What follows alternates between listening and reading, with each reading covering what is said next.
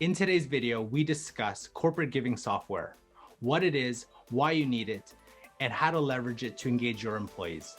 Let's make a social impact.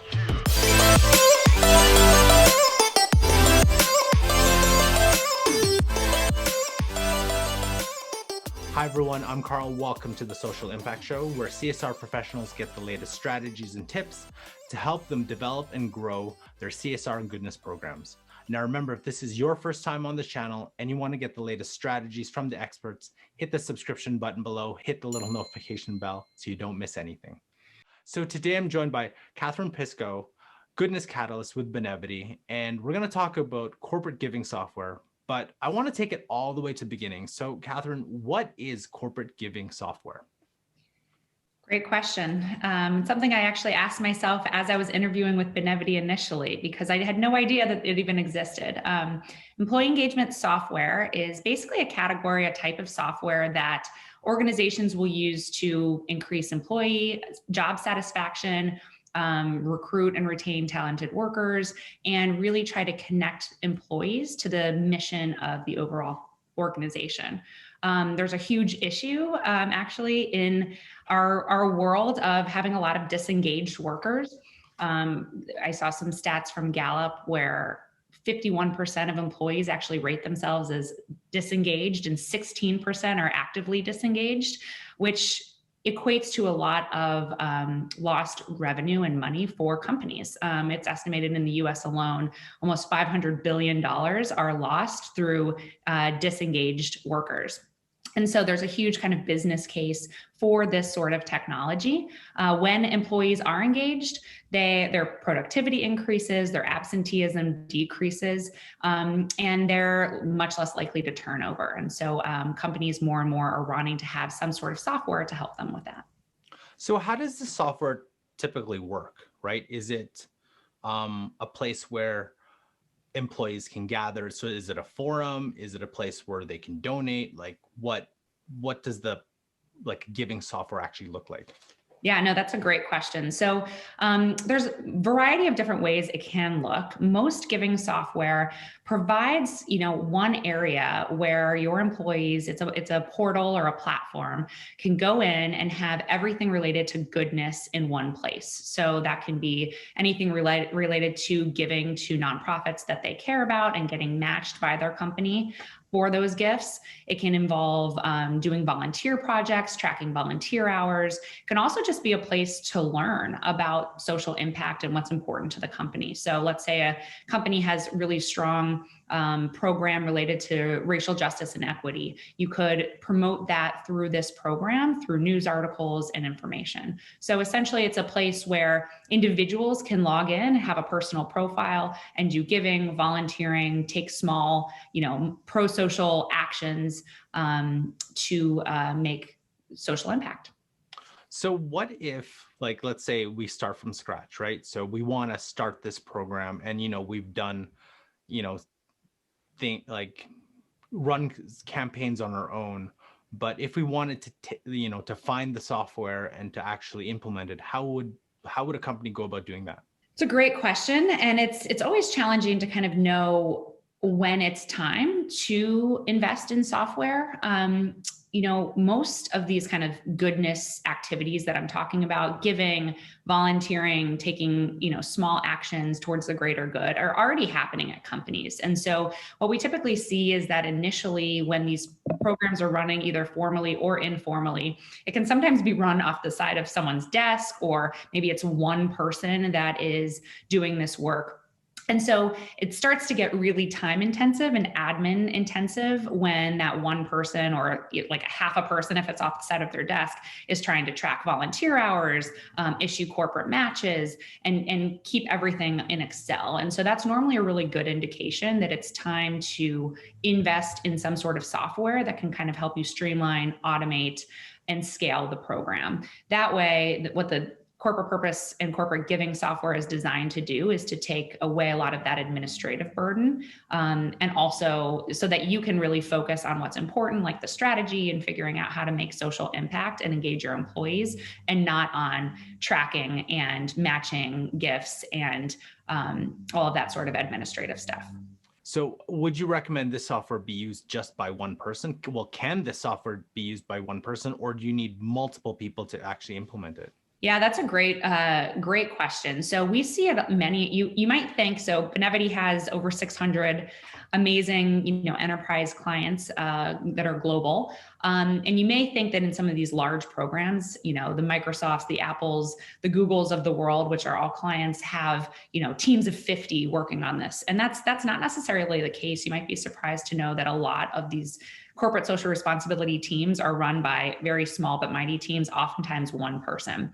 But what we've also seen is that the success of the program in terms of really engaging the entire company, all stakeholders, as well as all employees, you really need more support. So even if the program's being run by one person, we've seen it be really effective when companies implement ambassador program, where they really tap into the different markets, locations, other people that are super engaged as well, even if it's not their job, and try to leverage their expertise and excitement in some of these local markets as well. But with software, it's actually technically possible to have one person as the main administrator, and thriving ambassadors, and really run a successful program, because the technology takes a lot of the administrative burden off of that person who's running it.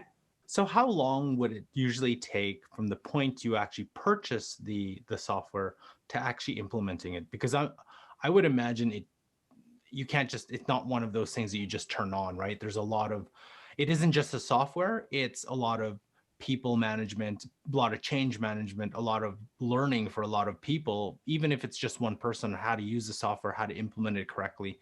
And there's still some time to, for the business to adapt to it. Yeah, absolutely. And this really would probably vary also on which technology partner that you're partnering with too. In fact, I'm always surprised.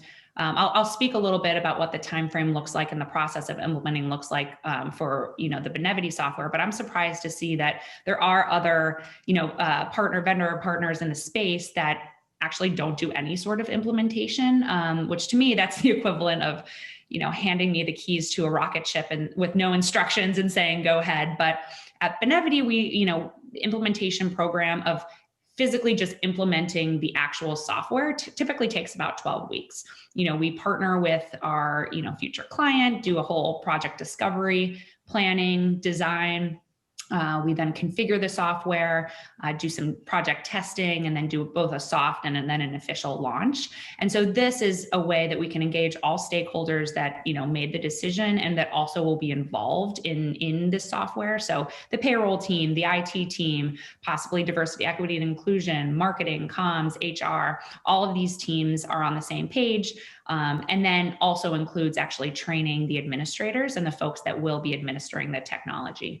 And then in terms of actually implementing and growing our social impact program, I mean, that takes years and years, and it's a constant evolution.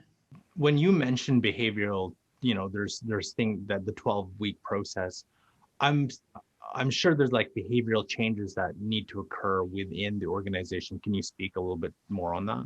Yeah, so it's really interesting when behavioral change is actually a very real challenge to implementing any sort of new program, whether it's CSR or something else. And what we've seen is that the most successful programs, when they're starting out, and is really it has to be not only a top-down approach, but also a bottom-up, a very grassroots and holistic approach. So by top-down, I mean, the program really can't thrive unless you have some sort of executive buy-in for a couple of reasons. One, if an executive and a leader is really bought in and communicates that widely, that tends to trickle down and be seen as something that's very accepted and promoted at the company. But even more important, these executives also are the ones that typically hold the purse strings and give you the budget and kind of approve that. But, in old days, in the past, the last couple decades ago, the kind of old version, an old approach at CSR where it's just top down, it's just the executives asking you to donate, has kind of evolved. And now we're really looking at the most successful programs really empower the individual employees. And it's when companies support those individual purpose and the passions of these employees that the programs really take off. And so I think it's also really engaging from a grassroots level. What are your employees already passionate about? What are they already doing, and building upon that? And then also presenting it in that way where it's not, we're changing everything and now you have to do something new, but we're simply hearing what's important to you and we're supporting you in that. And so when both of those things happen, we see that that change starts to take place. And it's really important to also not forget about the various stakeholders that have to be engaged. It's not just one executive, it's not just a couple employees, but really look across the various departments, HR, marketing, communications, any department that you believe has kind of a voice and a part in this, and find some internal champions, really build that internal consensus. And so it's not just you beating the drum of the new CSR program, but also they're able to share that and promote among their people. So in the previous video, we talked about building a CSR strategy from scratch and all the various steps to eventually getting that program approved. And if you want to watch more of that, you got to check a video up here and the description below. But when you are past that, when you got your program approved, when is the time that, like I think you mentioned, you touched on it a little bit. So I guess a two-part question. When is the time that you know you need a software, but then the moment you need a software, how do you go about, I guess, researching or finding that software? Yeah, that's a great question. So I think the moment, it's a gradual process. You don't suddenly say, I really need a software now. But I think as your program continues to grow, and as, especially for a large global program, it probably wouldn't be a bad idea to look into software from day one.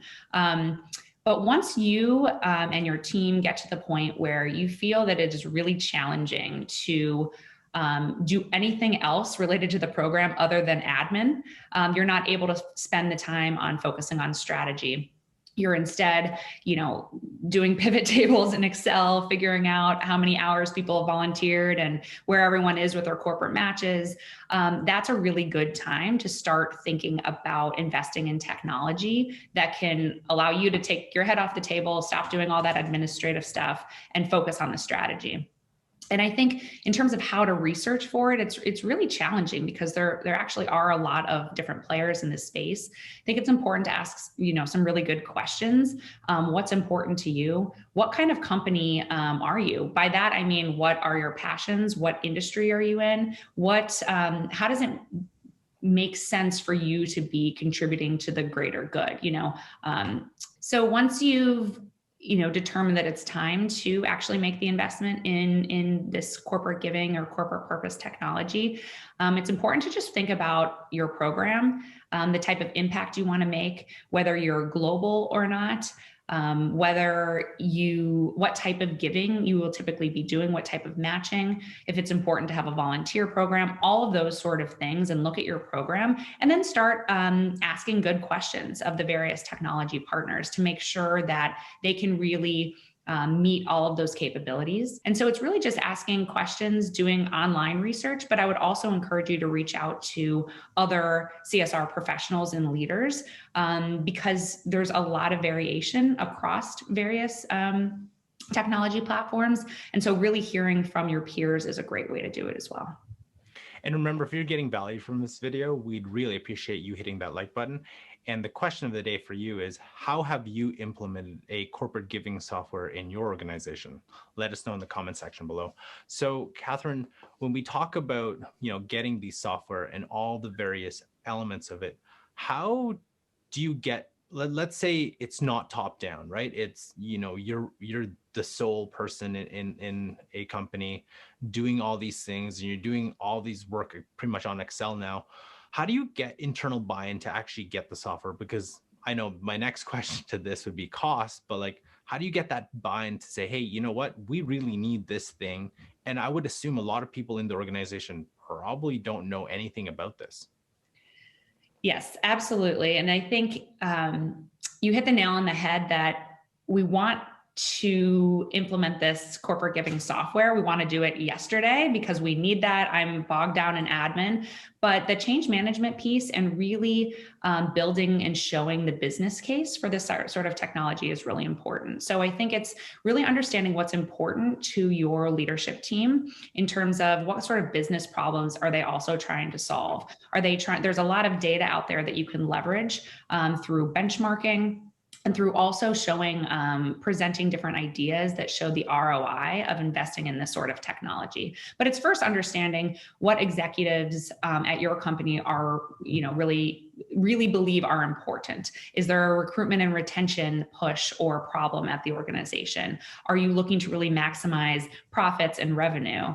Are you really trying to show that the culture is wonderful? All of these things, there's a lot of data that shows that companies that invest in social giving and social impact programs, they actually are more profitable, they have less risk, they have greater employee retention rates. So all of these things I think are important to kind of, one, understand what your executives think are important, but then also present those. And then I'd also encourage doing some benchmarking, and not only across industry, but also other companies that are of your size. I think over half of the companies, I saw some recent data, invest between 1% and 5% of their profits to their social impact program. And so it's kind of presenting these ideas to your leadership in a way that makes sense from an ROI perspective, while at the same time, collecting stories, potentially doing a survey with your employee groups to really show that this is something that is not only needed, but wanted. And then on top of that, will bring us as a company some really important business impact.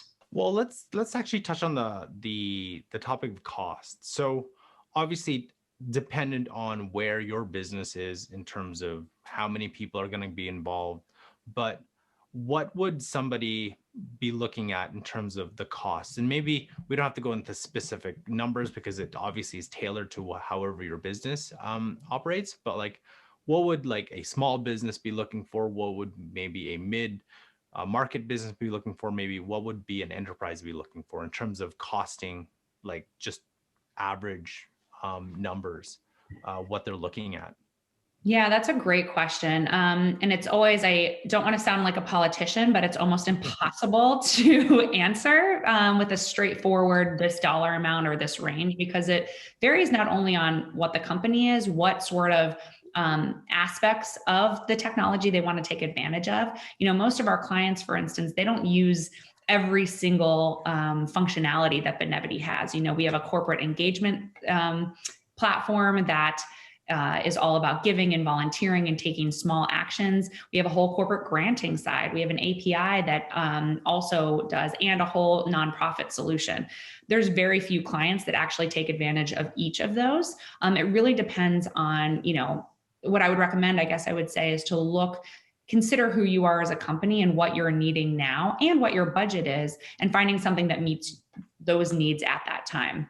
I will say that, every company, also every technology partner, prices things in a different way. So it's really important, I think, as you're considering it, to look at everything. So not just how much it costs to run the software every year, what are implementation costs, how much are companies potentially charging donations that are made in the platform, what is the cost to nonprofits, and then also other costs like, at Benevity, for instance, we keep it very straightforward where, there's a one-time implementation fee and then a subscription fee. Things like, vetting charities in the platform and disbursements are of no additional cost. And so we really want to remove any barriers that companies would have to growing their program, so it doesn't cost more the more they grow.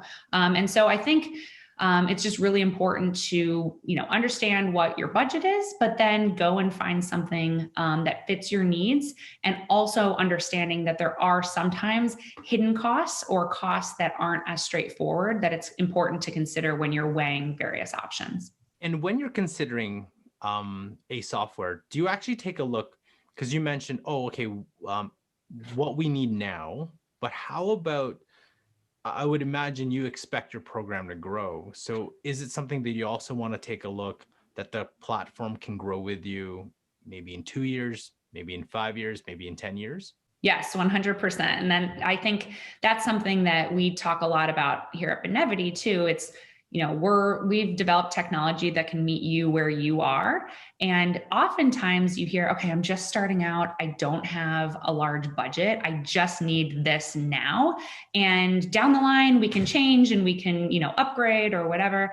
And what people don't realize is the amount of change management time and money that it takes to continuously switch technologies is a lot. And so what we typically recommend is finding something that can meet your needs not only now, but in the future. So for instance, many companies might start with a program in where their headquarters is, or maybe just in North America, but then down the line, they're a global company and they really want to engage more people. And so it's really making sure that, okay, we don't need the global capabilities right this second, but we know that in 3 years, we're going to grow to that place, and making a decision that to go with a platform that can support you at no matter what stage you are.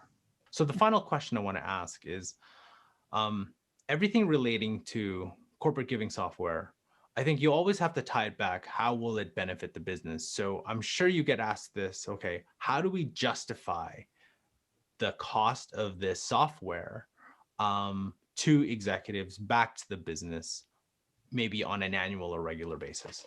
Yeah, that's a great question. And I think even if you're building the business case right now and you've gotten that buy-in from the executive, this is actually something that your job's never really done. You always have to continue to show the business value, as well as continuously be selling that kind of ROI internally to continue to get more budget and to keep the budget there. In fact, I think the majority, I saw a stat, almost 90% of CSR professionals, their biggest concern in their role is that they will not only get, but keep that budget. And so I think it's really understanding, to kind of go back to what I said earlier, what's important to your executive. I read an article recently that said it prioritized what typical CEOs, how they typically prioritize various stakeholders in their company. And one of the first three, I think the first was their customers, their second was their employees, and the third was their communities. And so I think it's finding out what really resonates with your leaders, what's important to them, and then showing them the business value there. So for an employees, for instance, there is significant data that shows that when employees are more engaged and they get engaged through doing goodness programs like giving and volunteering, they turn over less, 59% less. And there's also significant data that shows that the customers now are expecting and almost demanding companies to have a very strong social impact and social purpose. And they're much more likely to buy from these companies when they have that. And so it's really figuring out what resonates. Something that I think would resonate with any leader is that companies that invest in corporate purpose tend to have greater revenue and less risk. They go bankrupt less often. And so it's really translating to your executives why these programs, even though it might not necessarily be super tangible at times, how it actually does improve the business and positions them better overall.